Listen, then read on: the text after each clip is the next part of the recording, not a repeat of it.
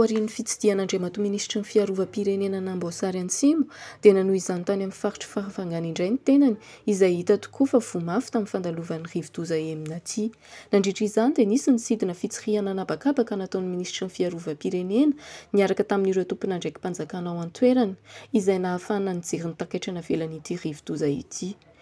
Hita manodidina Farafangana fa diso rano ny ankamaroany tanàna toy Vandry sy manodidina.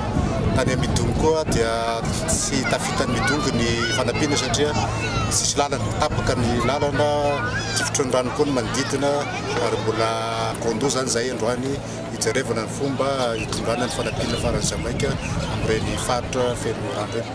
Ary marihana fa tena Farafangana dia mitondra takaitra tokoa ny tanàna. Taorian'izay ihany koa dia nanatanteraka atrik'asa izy ireo. Nitarika izany ny Minisitry ny Fiarovam-pirenena.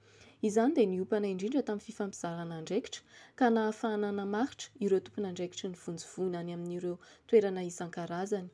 Tsy niandry ela moa fa teo no eo ihany dia tapaka ny hevitra fa misy ny ikarakara ny fanamboaran-dalana izay noraisiny avy eo amin'ny asa vaventy an-tanana. Eo ihany koa ny fanamboarana ireo tranondrava sy ny fizarana fanampiana amin'ireo trabona izay sahanin'ireo miaramila. Izao no natao dia mba ahafahan'ireo trabona miverina aingana any amin'ireo toerana misy azy sy miverina amin'ny andavanandrom-piainana.